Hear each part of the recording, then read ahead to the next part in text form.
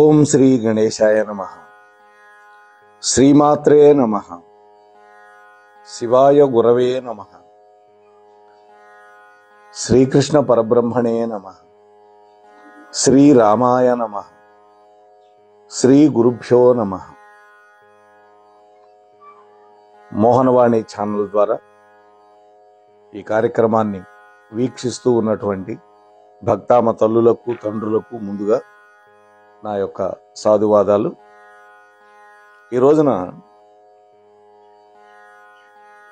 సంగీత త్రిమూర్తులు, కర్ణాటక సంగీత త్రిమూర్తులలో ఒకరైనటువంటి త్యాగరాజు యొక్క గురించి చెప్పుకుందాం.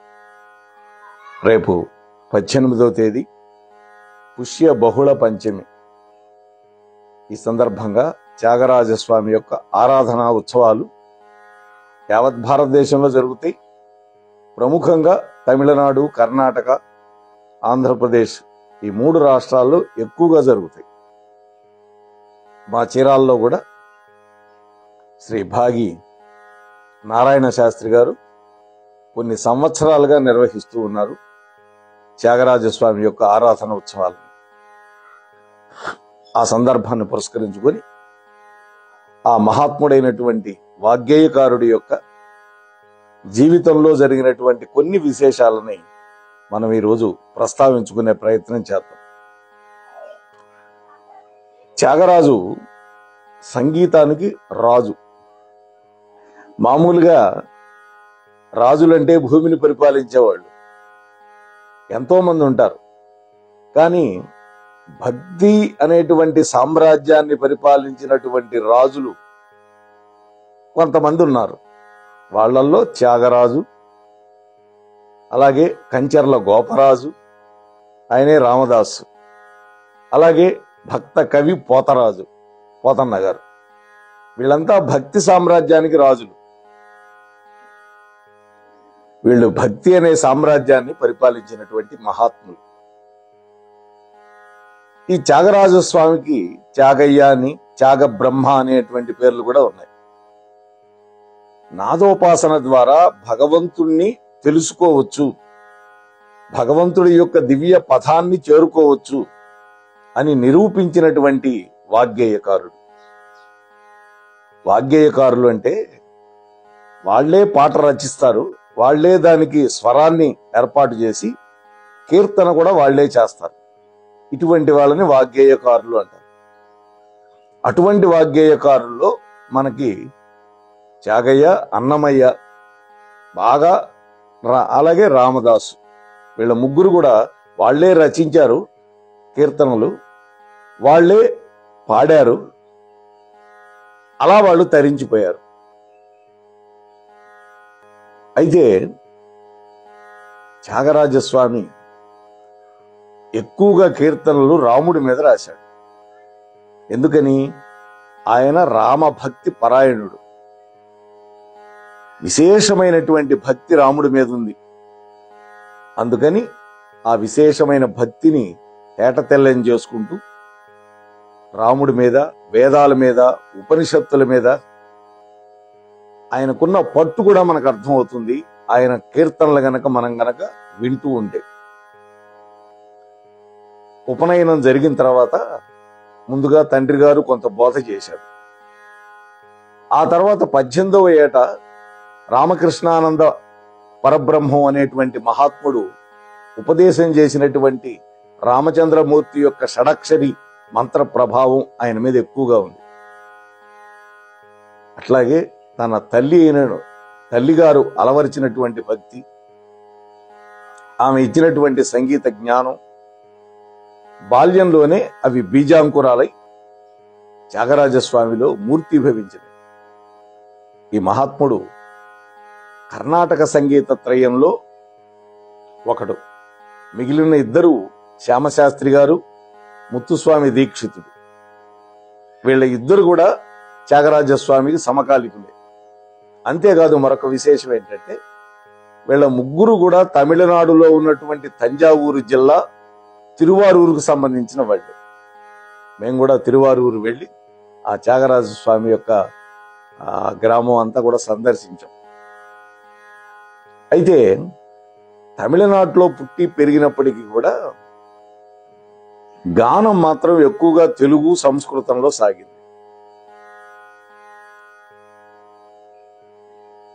ఇకపోతే త్యాగరాజు యొక్క జన్మస్థలం గురించి కానీ పుట్టిన తేదీల గురించి కానీ ప్రామాణికమైన సమాచారం మాత్రం అందుబాటులో లేదు.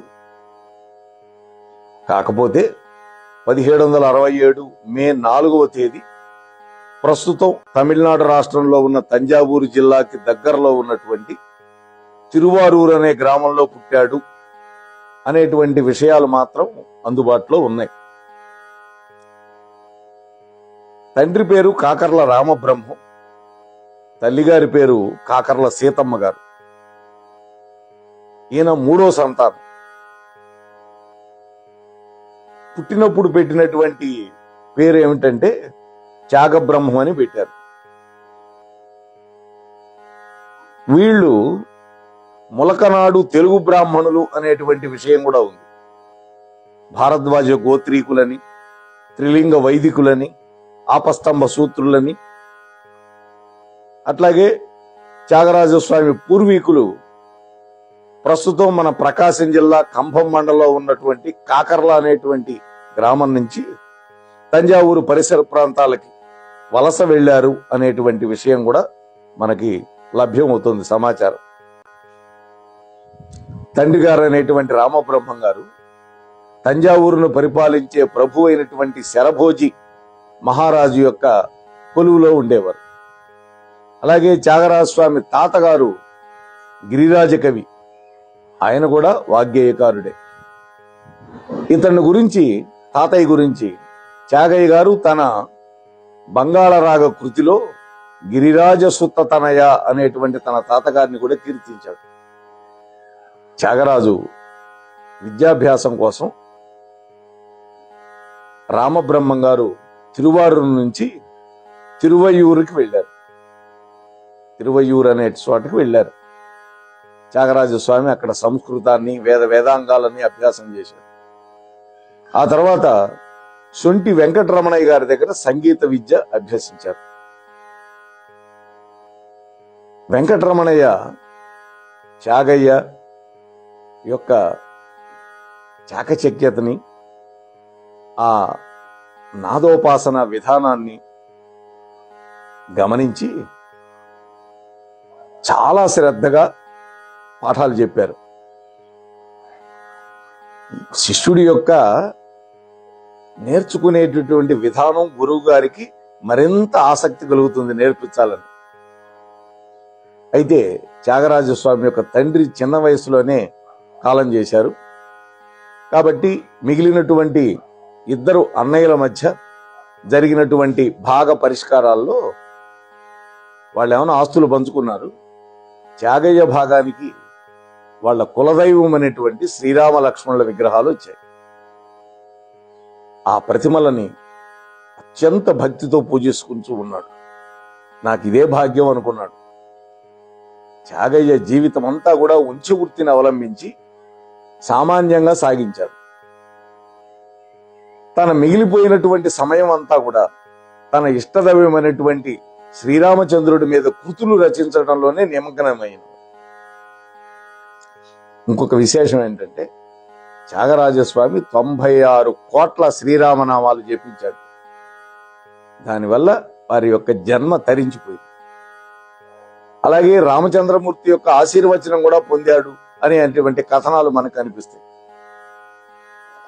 అలాగే త్యాగరాజస్వామి మంచి వీణా విద్వాంసుడు కూడా.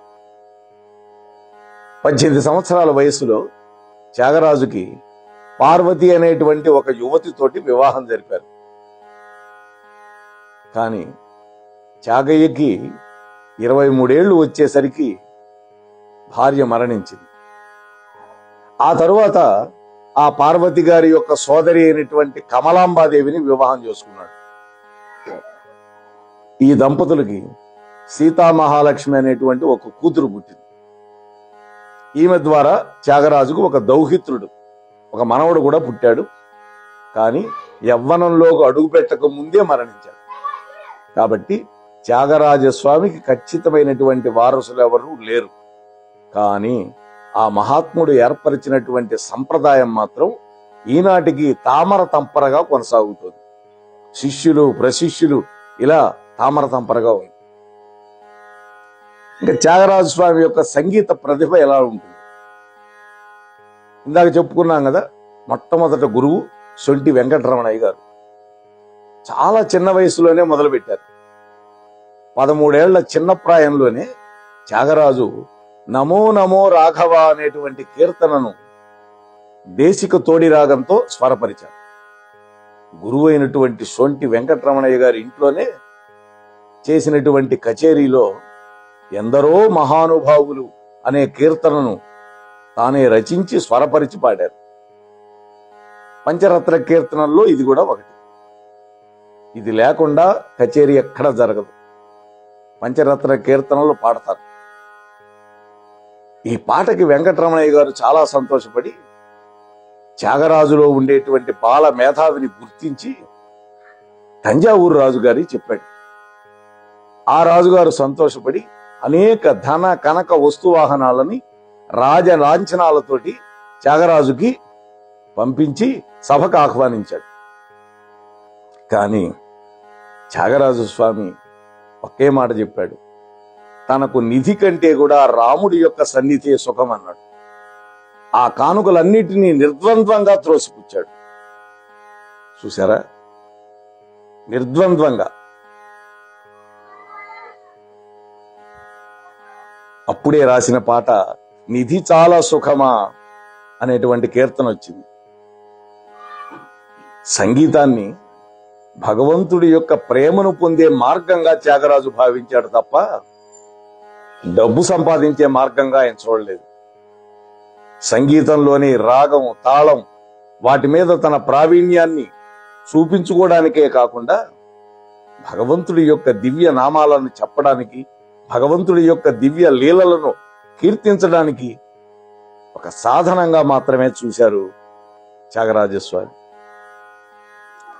తంజావూరు రాజు పంపిన కానుకలను తిరస్కరించినప్పుడు వాళ్ళ అన్నయ్య కోపం వచ్చింది. వాళ్ళ అన్నయ్య పేరు జపేశుడు. వెంటనే ఈ రాముడు లక్ష్మణుల విగ్రహాలు ఉండటం వల్లే కదా వీడు ఆ పూజలో పడిపోయి డబ్బు సంగతి పట్టించుకోవట్లేదు అని శ్రీరామ పట్టాభిషేక విగ్రహాలని కావేరీ నదిలో విసిరిపారాయించాడు. అప్పుడు రామ వియోగ బాధను తట్టుకోలేక, రాముడు లేని ఊళ్ళో ఉండలేక దక్షిణ భారతదేశ యాత్రలకు వెళ్లి అనేక దేవాలయాలను తీర్థాలను దర్శించి ఎన్నో అద్భుతమైన కీర్తనలు రచించాడు త్యాగయ్య. చివరగా శ్రీరాముడి యొక్క అనుగ్రహంతో విగ్రహాలు కూడా పొందాడు. వైకుంఠ ఏకాదశి రోజు త్యాగరాజు శ్రీరామ సన్నిధికి చేరుకున్నాడు.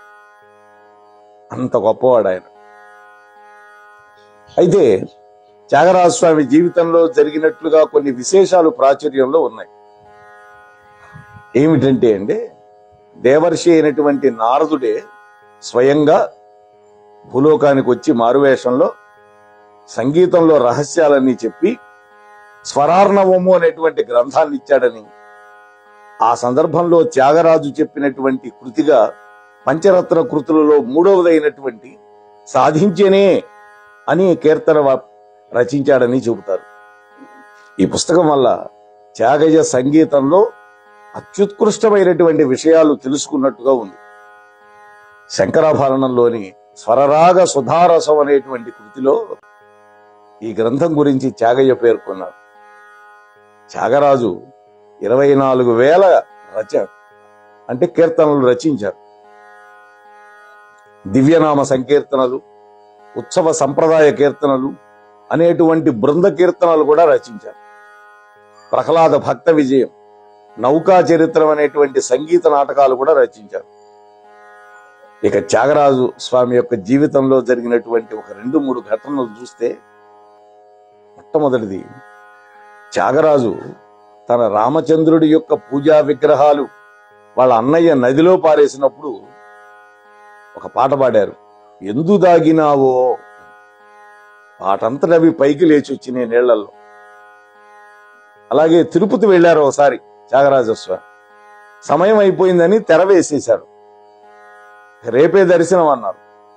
తెర తీయగరాదా అనేటువంటి కీర్తన పాడితే ఆ తెరలు వాటంతట అవే తొలగిపోయినాయి. ఆ తరువాత వెంకటేశ నేను సేవింప అనేటువంటి కీర్తన పాడారు. త్యాగరాజస్వామి పరమపదం చేరుకోవటానికి ముందు పాడినటువంటి పాటలు గిరిపై పరితాపం అనేటువంటి కీర్తనలు వారు రచించారు. అంతేకాదు, త్యాగరాజస్వామి ఎప్పుడూ డబ్బు కోసం ఎదురు చూడలే. ఒకనొకప్పుడు ఒక ఊరి నుంచి వస్తూ ఉన్నారట త్యాగరాజస్వామి. పల్లకిలో మోసుకొస్తున్నారు శిష్యులు. దొంగలు అనుకున్నారు ఈయన దగ్గర ఎంతో డబ్బు ఉంటుంది, శిష్యులందరూ ఇచ్చుంటారు అనుకొని వాళ్ళు వస్తున్నారట. అప్పుడు ఒక ఇద్దరు, ఒకడు బంగారపు వన్నెలో, ఒక ఆయన నీలమేఘశ్యాముడు, ఇద్దరు వచ్చి బాణాలతోటి ఎదుర్కొంటే ఆ దొంగలందరూ కూడా కడకడ వణికిపోయి పరిగెత్తుకుంటూ వచ్చి త్యాగరాజస్వామి కాళ్ళ మీద పడి క్షమించమని వేడుకున్నారు.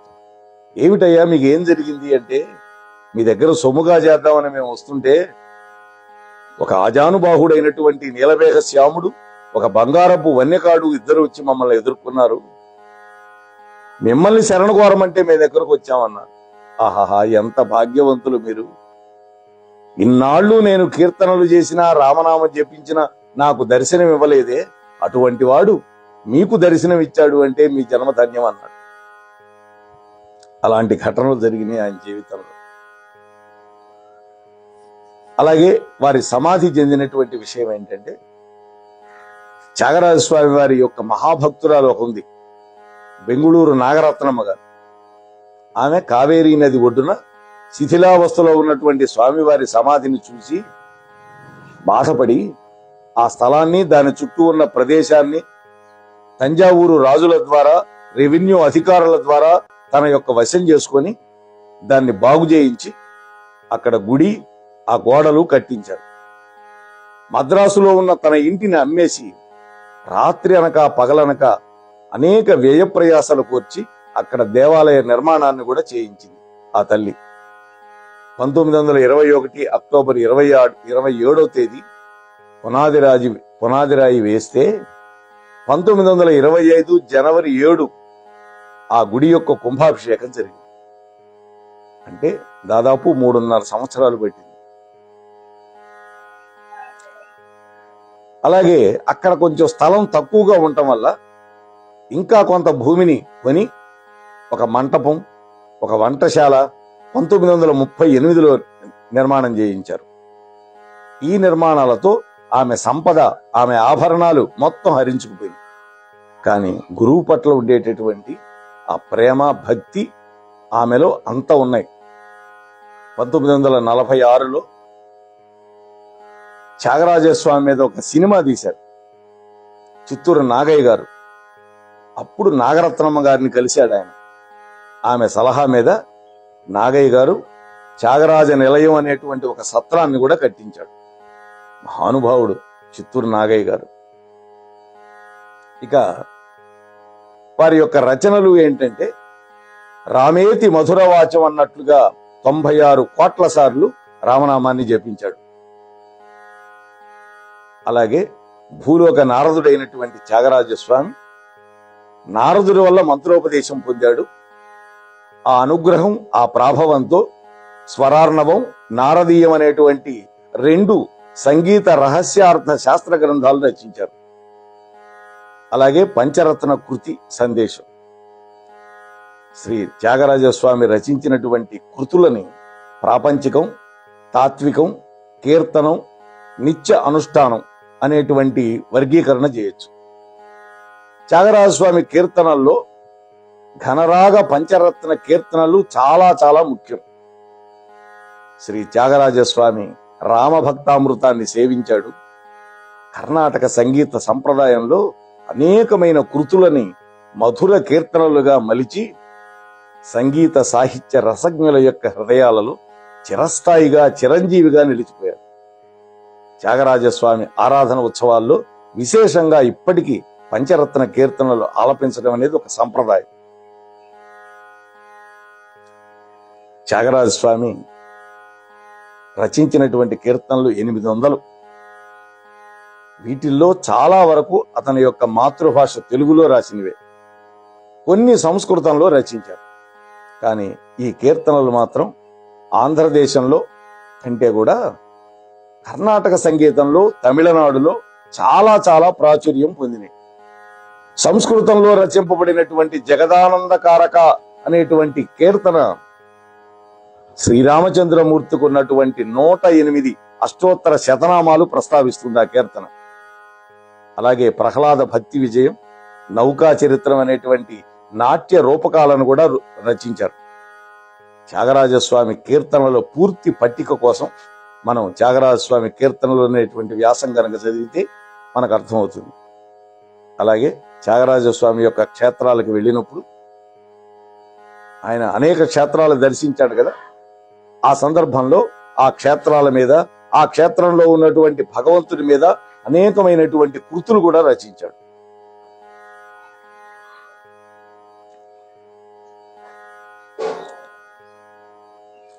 అలాగే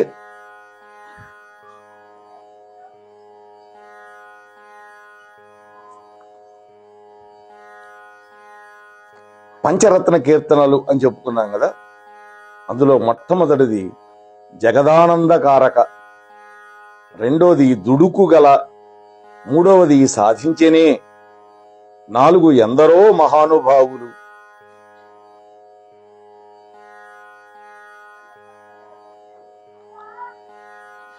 కనకన రుచిరా అనేటువంటి 5వ కీర్తన. ఇవన్నీ కూడా త్యాగరాజస్వామి యొక్క వైభవాన్ని తెలిపేటటువంటి మహత్తరమైనటువంటివి.